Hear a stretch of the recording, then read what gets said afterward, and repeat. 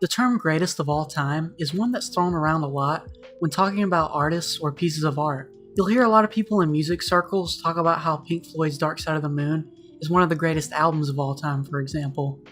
Or you'll hear in gaming communities how Final Fantasy VII is one of the best games of all time.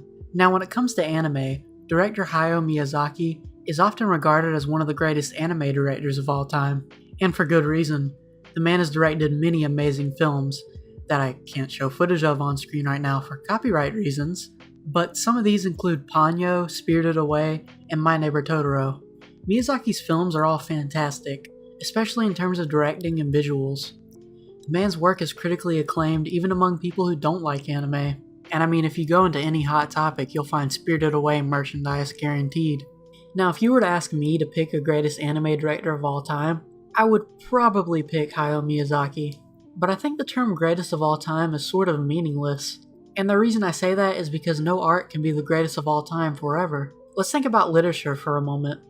It's an art form that's been around a lot longer than anime or video games. Think about the works of Shakespeare. Shakespeare is often said to be one of the greatest writers of all time, but if I'm being honest here, Shakespeare's writing doesn't hold up well in a modern context. In fact, it holds up so poorly that there have been modern day retranslations of his writing written. This is because the society and culture surrounding his art is what informed its creation, and we've long moved past that form of society as a human race.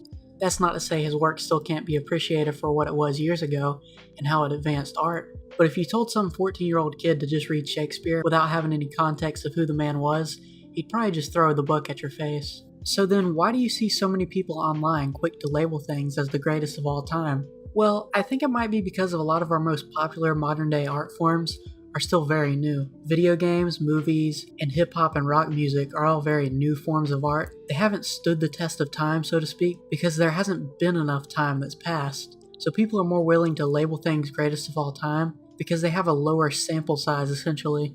We don't really know what significant pieces of art or cultural phenomenons will last hundreds of years from now, but whatever does last that long likely won't last forever. That's all for this video though. Leave a like if you enjoyed it, and subscribe for more content. I'll see you in the next one.